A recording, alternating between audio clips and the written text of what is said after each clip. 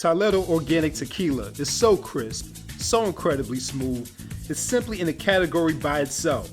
This is luxury. Life tastes better naturally, so should your tequila. This is Toledo. Enjoy responsibly. Welcome to the DJ the Money Coach Financial Expert Series, brought to you by the 7 Spheres of Money. Thank you for joining us. And before you continue watching this video, make sure you like, share, and subscribe to the 7 Spheres of Money on YouTube. And today we're joined by another phenomenal guest, someone who DJ is known for quite some time, a good friend of his. So I'll leave the introduction up to him. So DJ, who are we talking to today? Oh man, this is one of my great friends that we go way back in the time machine, man. Yes. Back in the time machine. We go back a quarter of a century, actually. It's amazing how fast time flies. But before we introduce this amazing superwoman, we basically just give you guys a quick reminder. If you don't know who I am, I'm DJ the Money Coach, and my story is just like yours. Most people in America have this story. If you went off to college, you went off to college, you got that certificate, and then what you didn't know, unbeknownst to you and me, that came with a ton of debt. So unlike most people, I went to school actually to become an accountant, and you think I would have known a lot about personal finances, but I didn't. I got out of school and I had $40,000 worth of consumable debt. And you're probably saying, what does that mean? That means I had credit cards because unlike most Americans, it was the first time going to college, in our family on my mom's side. So I had to, get any means necessary to make a living and survive through college. So I got credit cards, signed up, got the t-shirt, and amassed a massive amount of debt. In addition to my student loans, I had a total of about $60,000. But you know what? I don't play the blame game. And the only reason why I knew I had that is actually went to get a loan for my first home, making a professional income. What's a professional income? At that time, anything between $45,000, $60,000 a year. I got turned down by my bank that was banking with for eons, So I didn't think anything of it. I was not happy about the situation. And then about a couple of years later, when I started my little small business, which actually my guest husband actually, started in the business with me, a cleaning company, I got turned down for a small business loan from the same bank. So at that point, most Americans generally fold their tent, put their tail between their legs, and they go and blame, the man, the government, everybody for taking responsibility for the action. So what I did was I read a book. It was called The Road to Wealth. And I actually only read one chapter in that book. In that chapter, it talked about how credit actually works from a personal standpoint. It broke down a pie chart, told you what percentages affect your credit scores, how long, et cetera, et cetera. Upon reading that book, I used 2 dirty little words, discipline and accountability. Within 12 months, my credit score rose to like 720. 24 months from reading that book and applying these principles of success, my credit score rose above 800. And my credit score has not been lower than 800 for over 15 years. So there's the proof in the pudding. 827 out of possible 850 FICO score. But that's not what I'm excited about, ladies and gentlemen. What I'm excited about is that I continue to apply those principles of success, like the millionaire next door, and I took down my consumer debt. In 2002, I eradicated all of my consumer debt without filing bankruptcy. I actually paid it back. Just that simple, because it was my debt. So I paid that debt back, and then 6 years later, I became financially independent in America, in this corporation called the USA of America, by using capitalism the right way with principles of success. I became a 6-figure income earner and a 7-figure net worth guy, so I was free. But you would think you'd be excited about. No, I wasn't excited about that. What I was most excited about is I actually took this back into our church. Actually, the church that we actually belong to. Actually, Chicagoland Bible Fellowship. I took the program into the church. And the funny thing is, we had already done a program that was 8 weeks long on Sunday nights. And my guests will be able to attest to it. It was a great program, but it was just too long. And people are busy, and it was hard to get locked into those 7 spheres of money. So I created a small little program called Family Finance 101 that I condensed what most people were doing in 8 weeks into only 3 hours. And that actually was the seminal moment that I realized that people in working class America and professional middle class America that don't have accounting backgrounds have these problems across the landscape. And from doing that, we start working in our church, we start working with the YMCA, we start working with the state of Illinois Attorney General's office, the state of Michigan Senator's Office on predatory lending, because my mom was a victim of identity theft in the early 90s, and my mom was a victim of predatory lending. So she got hit twice, but we did not stop and not blame. We just took the pathway, learned the system, and applied it.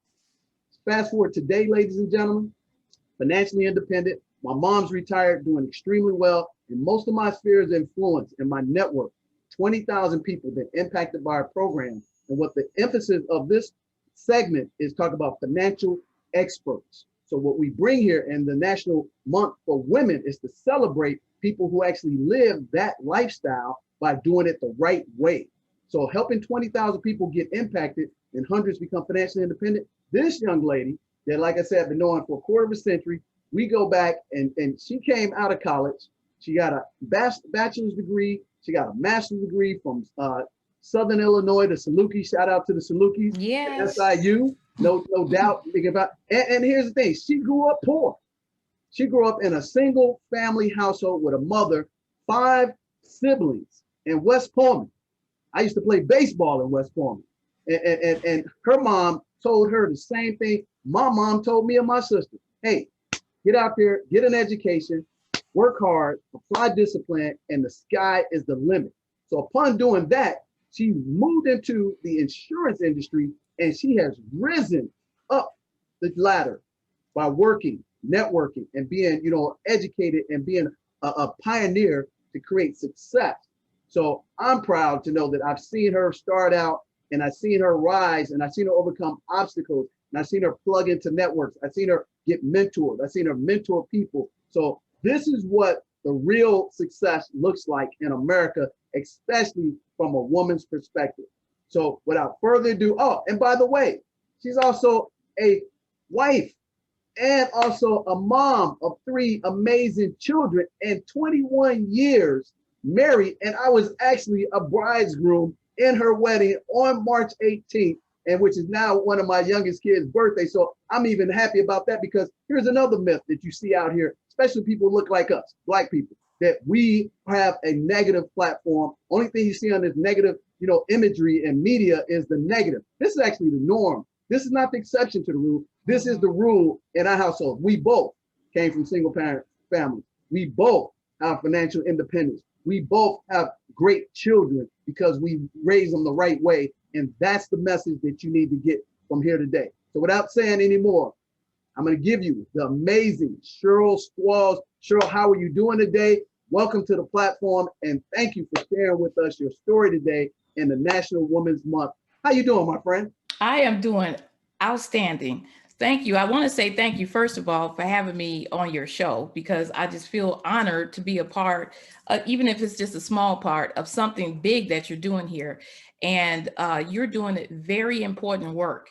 This work is really pioneering work for the people of color, or any shade of color. Actually, this is what America needs. This is what the world needs. And you saw a need, and you got out there and you fulfilled the need. And I'd say that you're actually fulfilling your purpose, because I believe that God put you here just for a time as like this. And so I want to say thank you for having me on your show. I want to say thank you for Nick, and hello to you. And that's what I'm here. I'm saying I'm happy to be here. Oh man, that's amazing. So yeah, so what we usually do here, Cheryl, is we first start out is tell us a little bit about your backstory. Tell us about Cheryl before she became Squalls, when she was 15, 16 years of age, and what was that, situation when you grew up in West Palm, and what was the message that your mom, put in your head and your other 4 siblings, and how did that get you on the right pathway? Talk to us a little bit about that. Well, I had a very amazing mother. So she wasn't formally educated herself. She worked 2 jobs. So all of my life, really, all of my young life, I rarely saw my mother. It's amazing, the story, because she was gone before I woke up in the morning, and at night when I went to bed, she wasn't there yet because she was still out working a couple of jobs. But she always left us with a lot of little nuggets that somehow we were able to take those nuggets and apply them to our lives, follow rules, be inspired by just things that we needed to do in life to move on and be successful. She every day she made us all call her at work when we got home from school, and she, you know, I didn't know why she was doing this, but she always asked us, how was school? What did you learn today? Where is such and such, you know? And she made every one of us get on the phone. She took just 5 minutes to instill in us the importance of work, the important, you know, just values of life, Christian values. I honestly don't know how she did it, because we all felt her presence every day, all day long, but she wasn't physically there many days. Now, on the weekends, we did get a chance to see her because she would only work one job on the weekend instead of the two. So we did have time with her on Saturdays. She, I know she was tired, but every Sunday she took us to church. We got on that CTA bus and we took 2 buses. That was Transit Authority, baby. I know that well. Yes, indeed. So we actually took 2 buses from the West Pullman area that you mentioned all the way down to the Inglewood area where we went to church. And we would, you know, take that, we would be at church almost all day. And so the way she raised us really kept us off the streets. Okay, it kept us at home. One of the things that she encouraged us to do is all of us was supposed to be involved with something outside of school. So you pick your poison. That could be the band, that could be sports, whatever it was, that you had to choose something. And so every one of us was in the band. Every one of us had a sport that we participated in. The church was our world, and she was able to still work, keep us all together at a time when, you know, she could have easily, the government could have easily come in, taken all 5 of us, placed us in, you know, foster homes or whatever. But my mother did not allow that. She worked very hard to provide for us, to keep us all together. We didn't have a lot, but what we had was love. And we had a lot of direction. We had a lot of people that she surrounded us with that poured into our lives. And we had the church, which was our social outlet. And so one of the great things that she did was kept us off the streets of Chicago. And she told us from the time we were very little that you all are going to all go to college. You're going to all live better lives than this. And she just kept instilling that into us. Man, Yeah.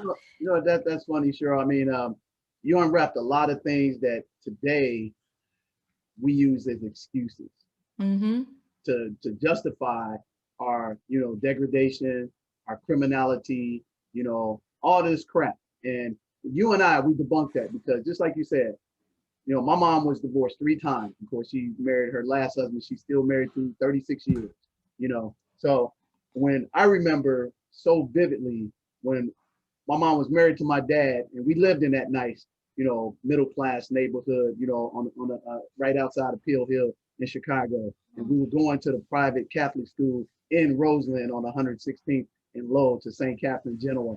And then I remember getting, when my mom got divorced from my dad, we immediately, it could have been like, it seemed like immediately we went from living in this nice house, 2 cars, and we immediately moved to 120th and Lowell, right in the heart of West Pullman. 1-bedroom apartment, roaches, rats. You just talking about, oh my goodness. I've experienced all of that. Right. But at that point, just like your mom, my mom was busting her butt working 2 jobs, and we were what they call latchkey kids. You know, like you said, I get up, see my mom for a quick minute in the morning. She'd be gone. We hop on that 119th Street CTA bus. Yep, exactly. You know what I'm saying? Oh, absolutely. Because I lived right off 117th, so I'm very familiar with that 119th Look at that. Street You know what bus. I'm saying? So, but the thing was, just like your mom said, you know, we were in the church, you know, and we had a village, and we had accountability. My mom was like, hey, No excuses. Hey, this is just a hiccup in the road. Yes. You're gonna have a better life because we're gonna stick and do what we gotta do. Pure and simple. You're going to college, you're gonna be successful, and you're gonna be great. And these are just things that are molding you. But now today, these kids that grew up in the inner city and everything, these single parents, they parents immediately got some excuse for them to sling drugs, drop their pants, use profanity. They have no dignity, none of that stuff. And that's a parenting thing. Yeah, it's very heartbreaking. Yeah, it's very heartbreaking to see that. We'll be right back with the DJTMC Financial Expert Series after this message. Stay tuned. Hi, I'm DJ the Money Coach, and I'm excited because we have a 1-year anniversary coming up on April 20th. That's right, we've been on YouTube, Instagram, and Facebook for 1 year, April 20th. So we want to celebrate you and say congratulations for watching us, for allowing us to help you, and we want to give away $1,000 a day for the next 10 days beginning April 20th on our 1-year anniversary. And we want you to come join us on the beaches of the World Club and have that pom-pom lifestyle. That's plenty of money and peace of mind. And in the meantime, we also want to thank our sponsors, Tolero. We also want to thank our partners, Erica William at the Classy Climb. And we want to thank our friends over at UrbanX, Malcolm and the Black Dot, for introducing us to this medium. And so with that said, we want you to come celebrate with us. And on that celebration day, we're going to give away $1,000 of products and services for the next 10 days. And one lucky winner on May 1st will get a grand prize worth $10,000 from DJ the Money Coach and the 7 Spheres of Money team, from our partners too. We thank you and we appreciate you, and the best is yet to come. I'll see you on April 20th.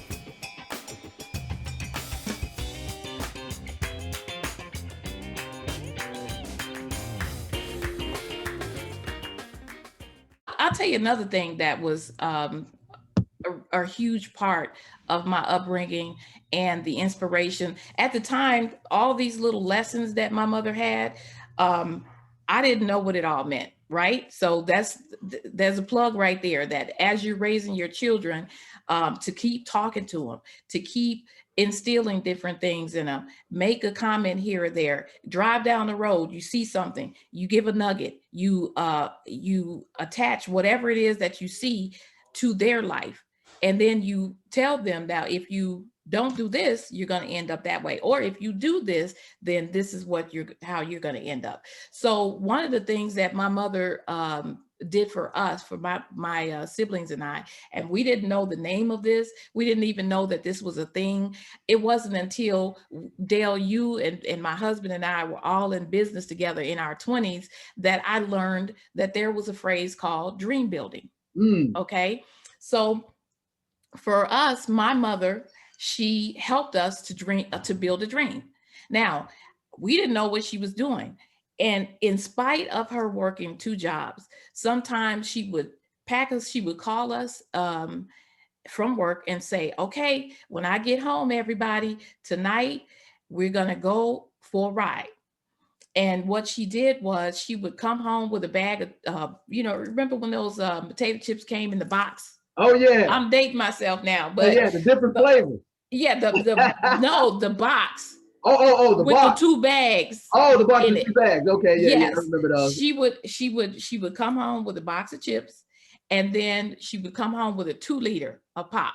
Okay. And we'd get our jelly jars, and we'd go in the car, because we didn't have individual bottles of pop or individual bottles of water.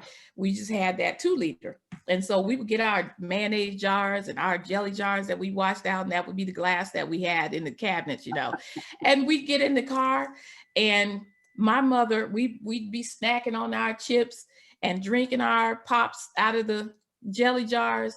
And she would take us to neighborhoods that were unlike the neighborhoods that we lived in. Beverly. In the Beverly area. And we would ride around. Now, we wasn't supposed to be there because the little cars that we had was kind of raggedy. So they already knew we didn't, but she didn't care. Right. Okay. She would get us in those little raggedy cars, and we would drive around, and she'd slowly drive past, and we'd have our little faces to the windows, and we'd be like, "Ooh, look at that." And we had no idea that my mother was building a dream for us, and she would say, one day y'all all gonna live like this. Mm. And guess what? 5 kids, and we all live like that. Mm.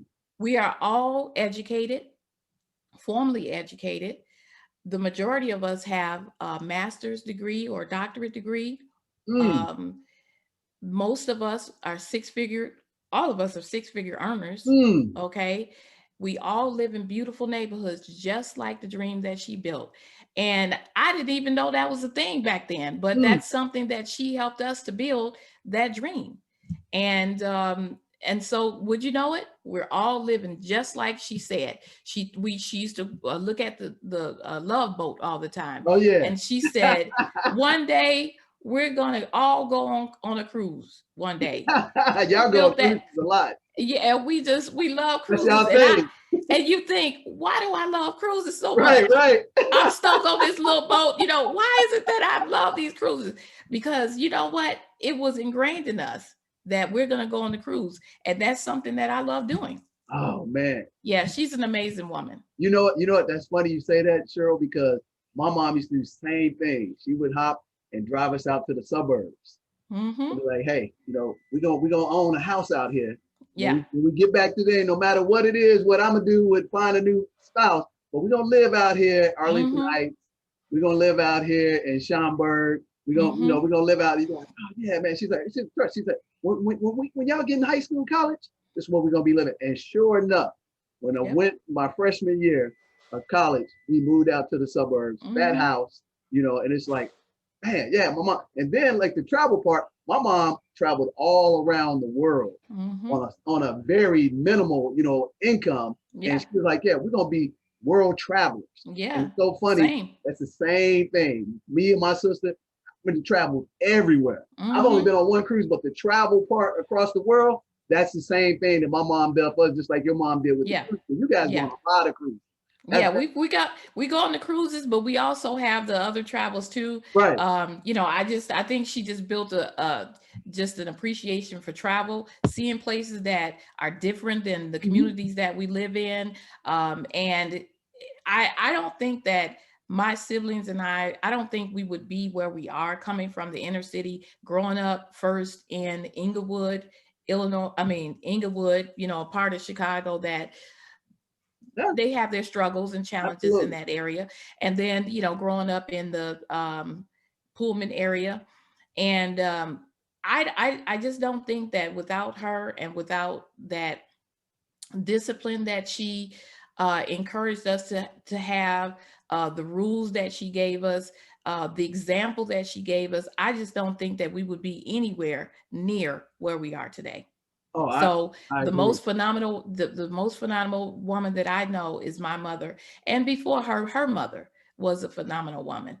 And the stories that I heard about, my great-grandmother and my great-grandmother, my great-great-grandmother, all phenomenal women, all women, trailblazing, cutting edge, no nonsense, raised their kids to be successful, and every generation just got better and better because of the work and the knowledge and the nuggets and the wisdom that has gone back 4 or 5 generations to the women that are part of my our life. children are supposed to start from where we finish, because this is a marathon. So with that said, talk to us about your college days, and then what got you to move into the industry. Because actually you are an exception to the rule in the fact that you still work at the same company you came out of college, which is amazing. Well, when I about that. well, when I was in college, I actually, my undergraduate days, I spent my undergraduate years at Southern Illinois University. And after college, I became a human resource representative at a company on the west side of Chicago. Just wasn't cutting it for me. So I was looking for another opportunity. And one day I just got in my car. I was going to head out to Houston, Texas. And I struck out to go to Houston, Texas, because my brother had set down some roots in Houston. He was the first to, basically leave the nest. He was out of college, and he and his wife and children were living living in Texas. So I decided that I needed a change and I was going to go to Houston. So I got in my car, but what I did was I was going to stop along the way at different places. So I decided that first I was going to stop off back at SIU, see some friends, go and reminisce about, the campus. And then from there, I was going to go to Memphis, Tennessee to see my grandmother and some of my relatives. From there, I was going to go to Houston, Texas, driving all by myself, raggedy old car, didn't have a cell phone, no money in the pocket, really. That was dangerous, man. Yeah, so I was just going to do it. But the Lord saw fit for me to be in the student center, and they had completed some work in the student center. So it didn't look quite like it did a year and a half before since I had been there. Mm-hmm. So I'm in there, and there really wasn't any kids because it was in the summertime. But I ran into one of the vice presidents of the college, and he was a Black male. His name is Seymour Bryson. And Dr. Seymour Bryson, he really is an awesome man. He's helped so many people, just get a lift up in life. And so Dr. Bryson saw me in the student center and he said, "Hey, what are you doing here? Didn't you already graduate?" Now, what's amazing about that is there was 26,000 kids at the university at the time. Yeah. So for the vice president to, recognize who I was, that alone was awesome. So we sat and talked for a while and he said, "Well, what have you been doing since you left college?" So I told him, I was a human resource manager over at a company over there, but it just wasn't working out. It wasn't everything that they promised me. And it was just basically a dead end. So I said that I'm looking for another opportunity. I'm looking to maybe go to law school in Houston. And, but I really didn't know. I didn't have any money for law school. I was just driving on faith. And he said, "Well, have you thought about going to graduate school or law school here at Southern Illinois?" And I said, "Well, yeah, sure, but I don't have any money." So, and he says, "Well, would you like to go here?" I said, "Yeah." So he said, "Okay, I'll tell you what, go over to the graduate school and grab an application, fill it out, bring it to me tomorrow, and we'll see what we can do." So from there, I was able to get into the school. I got into graduate school. I got the recommendations that he asked me for. And shoot, within 4 or 5 weeks, when school was going to start again in August, I not only found, my new path for the next couple of years, but, I was able to get a graduate assistantship where, he paid for my tuition and he gave me $1,000 a month to live off of if I just worked for the grad school and worked for him. So he really opened up a great door for me because that's how I was able to go to grad school. Now, when I was in grad school, as you know, so many of us, I'd say people of color, just people, period, always talking about what they should be doing. They should do this. Somebody ought to do such and such a thing. So there was a couple of business opportunities that some friends of mine and I saw the need for. And we opened up a nightclub because, we were talking about how. Yes. Southern was the capital of party throughout the United States. I remember Dave Letterman used to have the top party in colleges, and SIU would be 1 or 2 every year. Well, hey, and you know what? Listen, there was no place for Black people to have opportunity to party. We always had to rent space out and everything. And we were sitting at the table, the study table. I was sitting at the study table with some of my, a couple of my friends. They're all Kappas. Okay. One of them, Darnell Wheeler, Oh, yeah. Yeah. So we were all, so we were all sitting there studying together and we started talking about how we just don't have any place for us and somebody ought to do something. And as we talked, we started moving our books aside and we drew up a business plan. Before we left that night, we had a business plan together. We had decided that we were going to open up a nightclub and it was going to be for our people. Oh, man. Okay. Mm-hmm. And what we did was we then started saying, okay, you be the vice president of operations because you're good at such and such thing. We started identifying skill sets that each one of us had. And we actually termed ourselves vice presidents of either operations or management or, you know, whatever it was. I can't remember all the details. We had a whole business plan done up that day. And so we started that very week. We put our boots to the ground, and we started, you know, looking for a space. And it would happen that there was a nightclub that had gone out of business, the very first nightclub on the strip. Okay, so you had to come past the dorms and get to, you know, go past this nightclub in order to get to all the other ones. So we rented that space out, and you know, for the next couple of years, we were business owners, and we had our nightclub. Oh man, that's funny. I never knew that about you. Yeah. Then we decided, we were sitting there talking one day, and one of us needed to move or something. And there was no moving companies in the whole town. Okay, so you had to get a moving company from another town in order to come in and move. So we just decided somebody needed to do something and get a moving company. So we opened up a moving company. And I want to say we employed for our nightclub, I think we employed something like 17 people. They were mostly college kids, you know, the DJ. We had like 4 DJs. We had wait staff. We had bartenders. We had people that worked at the front door, you know, kind of like some bouncers and things. But for our moving company, we employed about 7 people. Okay. So we actually employed people while we were in school. Now, I was still in grad school. Right. And my business partners, they were still in undergraduate. They were seniors in undergrad. No excuses. Yeah. And we were able to successfully run those businesses. We, you know, provided something for our people, our community, right there in town. And then, you know what? I graduated at grad school with a 3.6. And I still worked 40 hours a week because remember, I had to work for the grad school. Oh, wow. Yeah. So I worked for the grad school, and then I also worked for Dr. Bryson. So I had 2 20-hour-a-week jobs. I had the nightclub that was open from Wednesday through Saturday night, Sunday morning at 4 o'clock in the morning. And I also was owner of the moving business as well. We'll be right back with the DJTMC Financial Expert Series after this message. Stay tuned.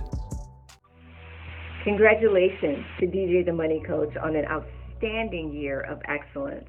With you and your team of experts, you've helped so many within the community and across the globe obtain their dreams of becoming financially independent. My name is Dr. Hollowell, and I will be joining the DJ the Money Coach team for Medical Mondays at 8 o'clock p.m.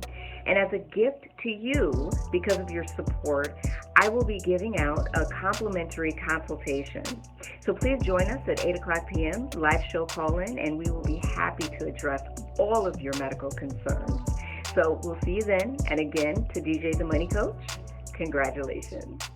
Send all of your medical questions to Nick at djthemoneycoach.com and subscribe to the 7 Spheres of Money on YouTube to receive notifications about Medical Mondays and the rest of our weekly shows. Now back to the program. Here's the thing that your mom gave you as the best gift. She gave you work ethic, because you said as we opened up, your mom worked 2 jobs, 5 days a week, and worked another job on the weekend. So it does not surprise me that you were able to accomplish so much while you were in school. And this is one of the things that I want to have parents understand, and even young professionals, is that people and children will only do what they see you do. There's always the saying. You can tell your kids, you can tell, people you're working with, everything you want to tell them, but if they don't see you doing it, they ain't going to do it. So it does not surprise me that you had an amazing work ethic and the discipline. And they say busy people get more stuff done than anybody. And I love the Marines motto, because my dad was a Marine. It said, yeah, Marines get more done by 6 a.m. than most people get done in a week. Absolutely. And you exemplify that. So tell us about how you made that transition from that early entrepreneur to actually working for a Fortune 50 company, because once you get that taste of that entrepreneurship, it's hard to go in corporate America and stay there. So how did you keep that staying power? Talk to us. Well, you know, I like what I do. I really do. I like the insurance industry. It's something that really fell into. What happened was one of my college roommates, well, let me back up. When I came out of grad school, I had a job, an internship downtown Chicago for the city of Chicago. And I worked at the mayor's office, and I worked at the Chicago Building Commissions, and I did that I was only supposed to be there from like June to I think August or whatever. And so they ended up keeping me on, and they told me that I could work there as long as I wanted to work there.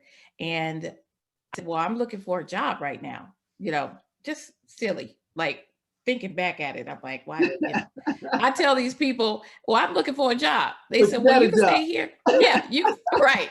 You can stay here as long as you want to. So I said, okay.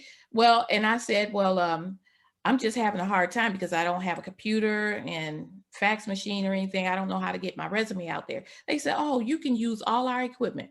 So you can write your resumes up while you're at work.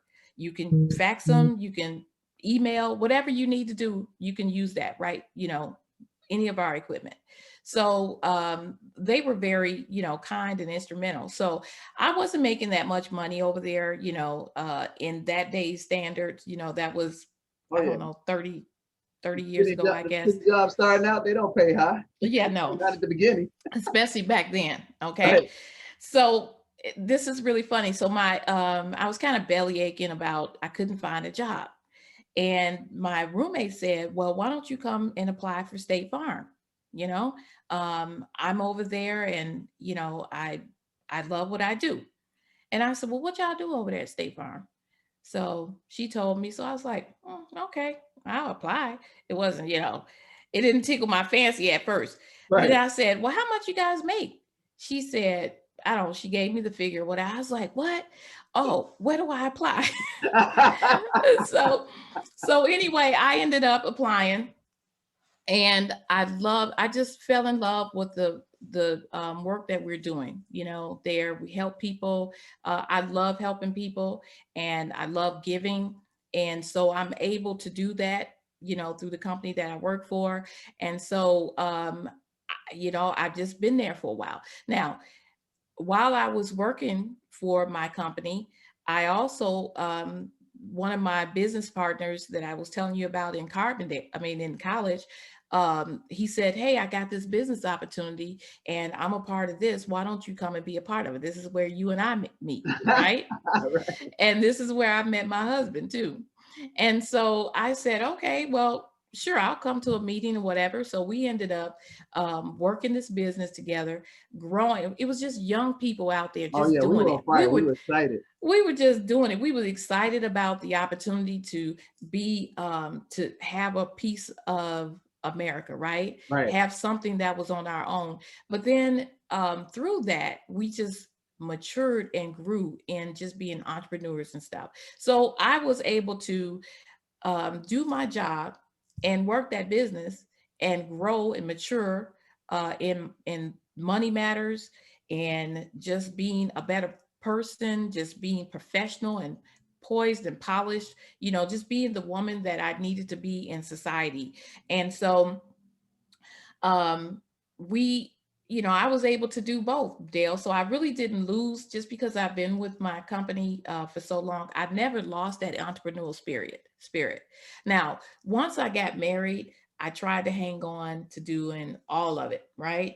But it was kind of hard. I had my first child after, 2 years of marriage, and the second child came, the 2 years after that. And so I had to let something go for a while, because it's the season of life. You have to look at the season of life that you're in, and you have to decide, what can I do in this season? Some things you got to put on hold. Some things you have to totally give up. But what do I need to do right now for my family? So I just decided for a while that I would pour everything I had into my family, and then I'd pour the rest of it into my company, into my employer. Mhm. And so now that the kids are getting older, they are now business owners. Okay, so all three of our kids are business owners. They have their own businesses. They have, we've taught them about money matters since they were toddlers. We made them earn their own money. Hey, every time we went on a cruise or we went to an island or something, we made them earn money for like 5 months leading up to the vacation. And whatever money they had, if they wanted to spend it on vacation, they spent it. You know, we didn't give them the spending money. Mm. So we've taught them a lot of things. And I've, you know, like I said, I've worked in that season, but now that they're older, I'm starting to put things in place to build a couple businesses again. So I'm actually, I've already started like a little editing business because I'm really good with the written word. And so I've always helped people put their resumes together, um, edit their research papers or whatever. And so someone said, you should do that as a business. Mm. And I thought, oh, okay. So I've already, you know, ghost written 2 books. Oh, wow. I've edited a chapter in the compilation book. I edit articles, things like that. So I'm trying to get that up and running. The other thing that I want to do is I've been in my head formulating and on paper how I'd like to have a leadership academy for young women. Oh, wow. Okay. So what I want to do is I want to start putting those things together to teach young women some of the values that we're talking about here today. Money matters, how to carry yourself, things that you know, dream building, writing down your goals, being a woman of integrity, being, you know, a woman that has, you know, just the character that you need, you know, to be a professional woman and a Christian young woman. So these are things that I want to do for after my kids are, you know, going off to college and all, and after I retire. You know what? You said a lot. A couple of things stand out to me that are really important. Number one, you talked about access. Your friend in college say, hey, you're down here at the city. Why don't you come check this out?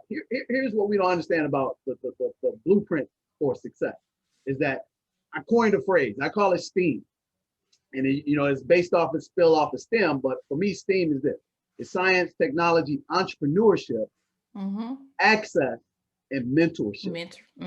And a lot of times what people don't realize is people that don't look like us, you know, the predominantly, you know, white world, that these people get access before they have education and skills, but we don't provide that for our kids because we don't understand the power of access and the power of mentorship. But we immediately revolve into the blame game. But you know what? Figure out what the game is, learn how to play the rules. That's number one. That's the thing that stood out to me. Number two, you talked about being a steward of money. This is a financial, you know, platform. It's called the Financial Expert Series with DJ the Money Coach, because first and foremost, for you get everything to grow, you first gotta, you know, be a steward of your money. First thing, you gotta pay yourself first. Yes. What does that look like? That means pay off your debt, establish emergency fund, get yourself a Roth IRA, get your credit score above 700. You know, you don't have to have an 800 credit score if you have zero consumer debt. You can actually operate like an 800 credit score if you have zero consumer debt, which you guys are very good at that. And then the third thing, start opening up in your business a self-retirement fund so that you can actually plan for the future. So talk to us about some of the challenges that being a Black woman in corporate America that you turned into opportunity through access and mentorship, and shout out some of the people that were the, you know, the champion of Cheryl Squalls, because nobody's an island. That's right. So that was a lot.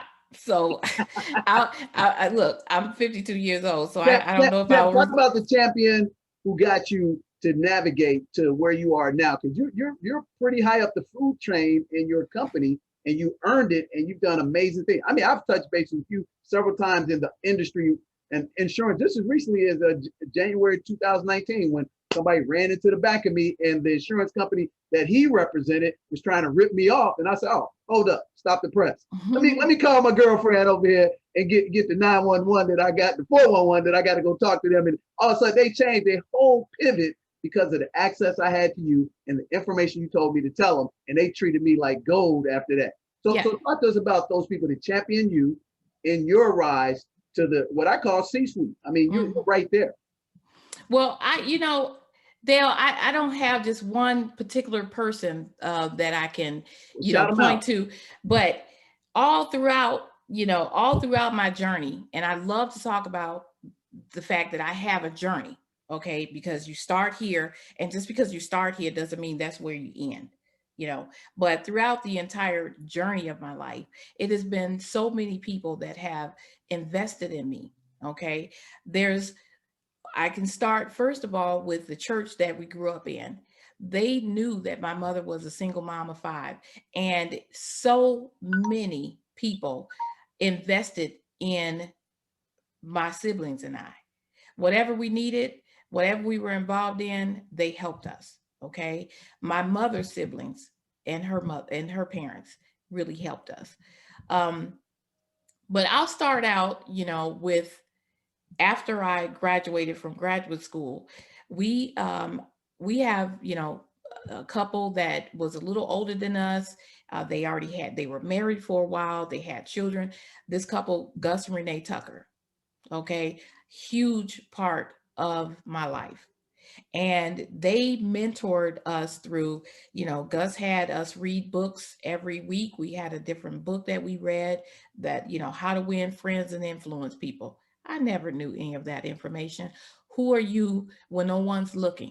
That book. The Millionaire Next Door, the one that you referenced earlier.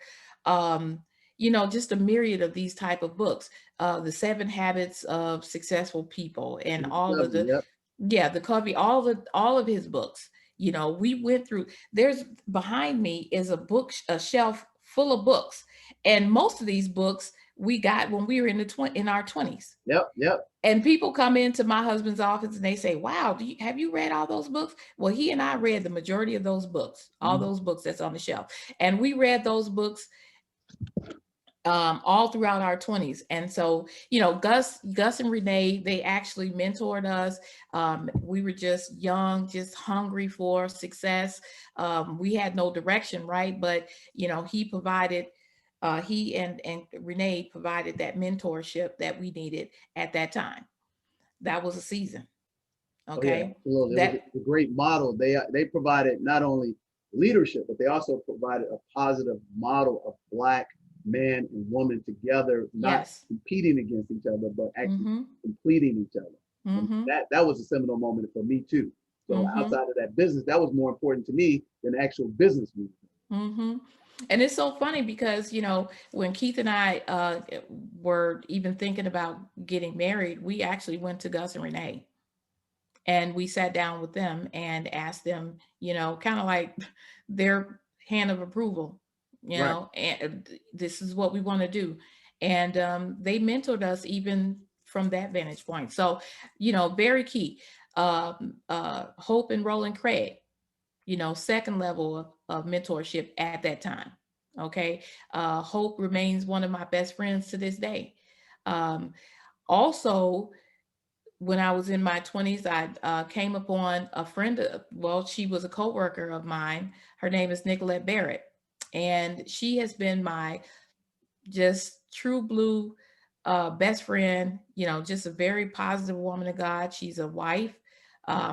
She's married to a pastor, so she's a first lady. She's also in leadership at my company, and she's been there for 27, 28 years or whatever.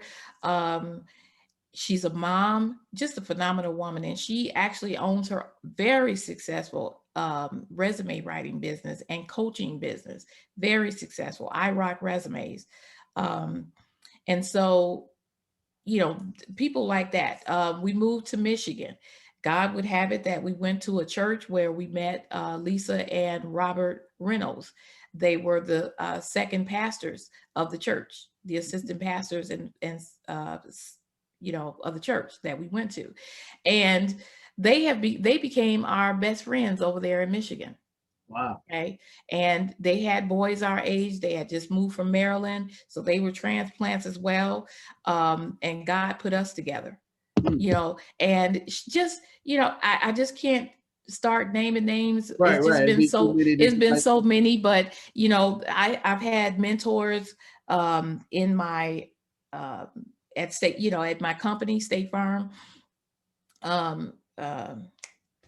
She's gonna kill me, but I can't think of the name right now. I don't know why I'm gabbing out, but just a phenomenal. I just was on Facebook with her. Well, we give a shout out to everybody at the state, because they know who they are. And a lot of times, like I said, you forget some people. I'm sorry, Carolyn Watts. Okay. Okay. So she's gonna kill me when she sees this. But Carolyn she's very high up in the company. Okay. And I met her at a meeting one time, a meeting with leaders. And at the time, I was just at the lowest level of supervisory position that you can get. Matter of fact, I think I was doing a developmental role. I don't even think I was formally in that role yet. Okay.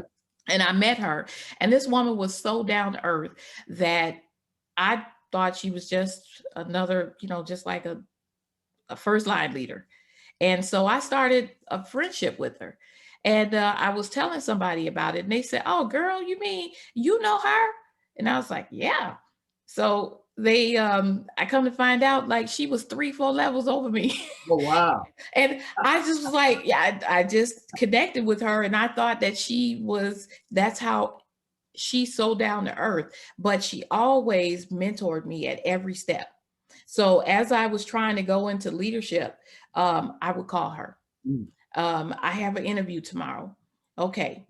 Who's the interviewer? She would, she was my champion. She was my mentor. She helped shape me. She told me how to be poised, things to say, how to act, things sometimes when I was frustrated as I was going up the ladder and I needed someone to help guide me through a particular situation. Carolyn was always there. So, God has always put really great people in my life to help shape me to be who I am today. And, just from the Christian world, from the work world, and from entrepreneurship.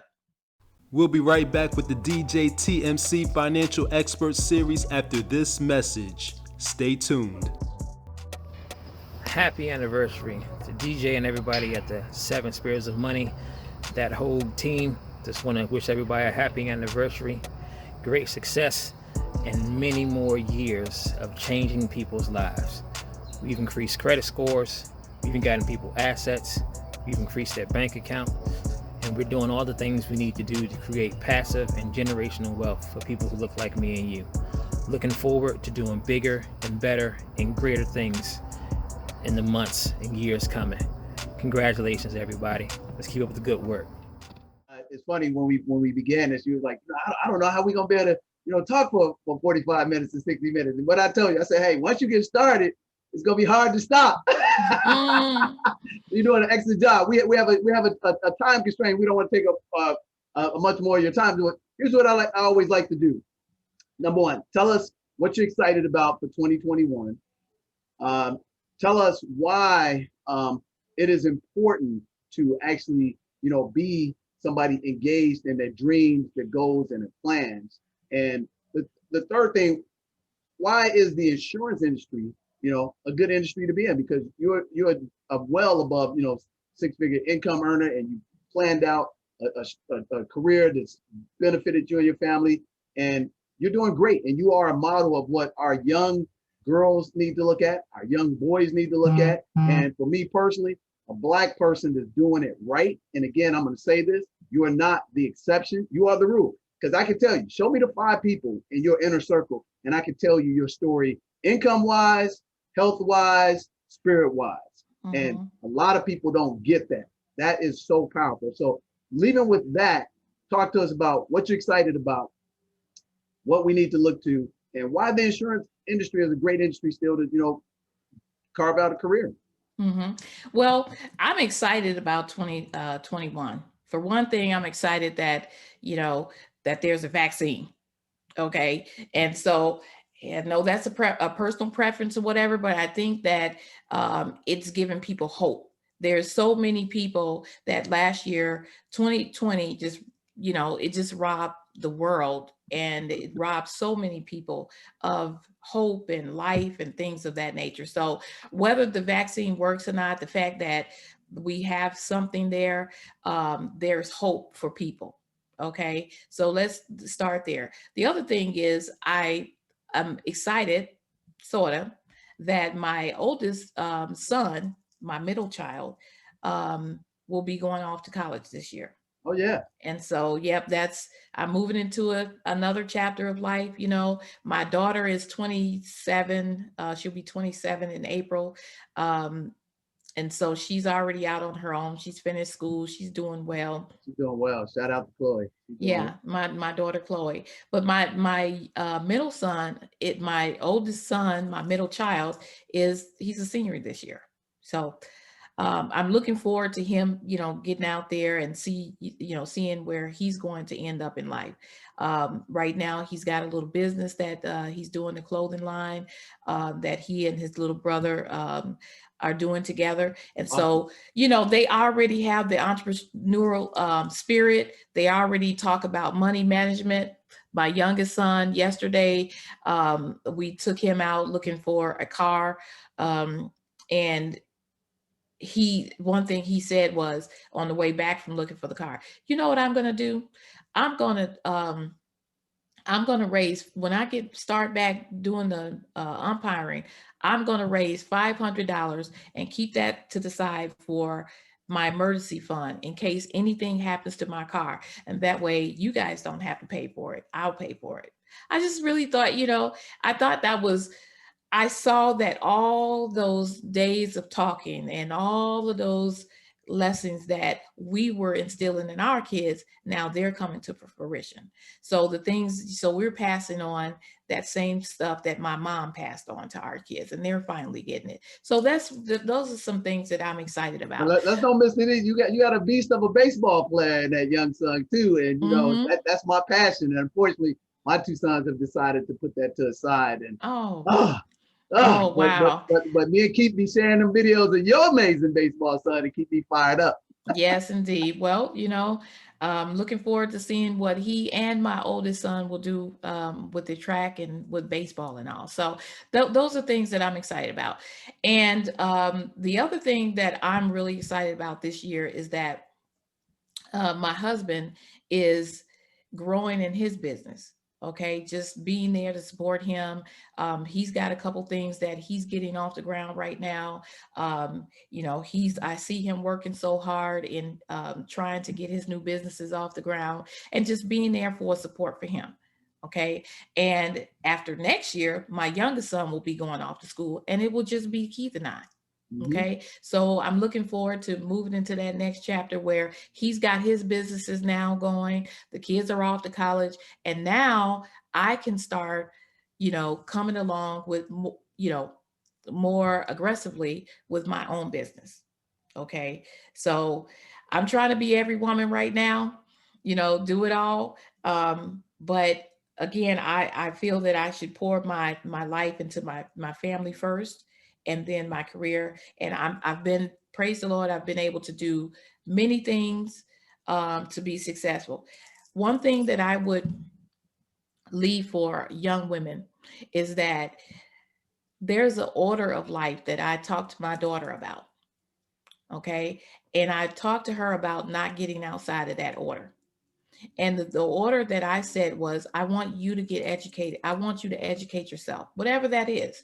Okay. If it's a trade, if it's going to cosmetology school, if it's going to college, whatever, you educate yourself. Once you educate yourself, then you get your career going. Okay.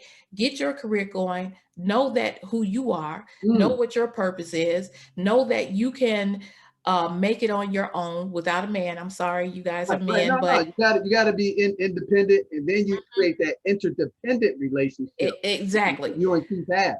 Once you do that, then you choose a man that is like-minded. Don't choose one that you have to do a project on. I told her, you choose somebody that's like-minded, somebody who has the same values money-wise, same Christian values, same values on education, family values, all of those things. Then, only then, you can get married and have children.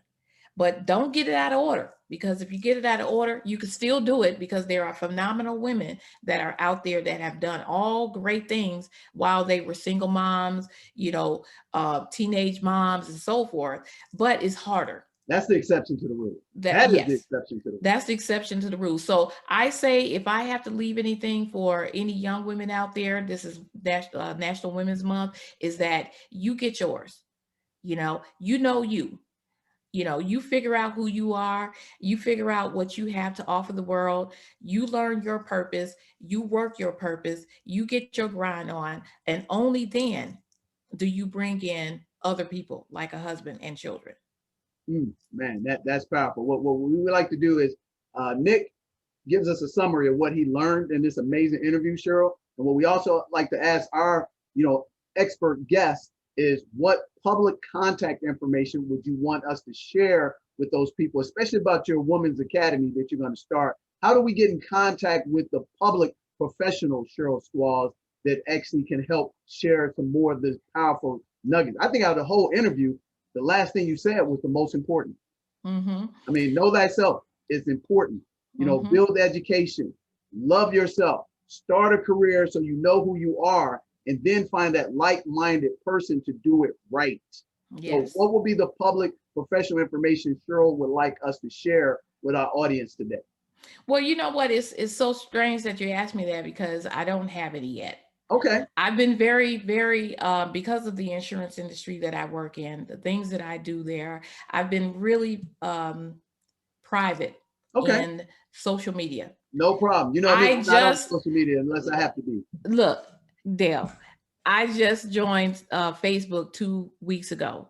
And that was only because, I had a video on my phone that I couldn't get to Keith, and he wanted to share it on Facebook. Okay. So I basically— Was that baseball video he sent me recently? Yeah, the baseball one and the track one in the same day. And so I signed up for Facebook so that Keith can get the videos of boys out there. For some reason, I couldn't get it done.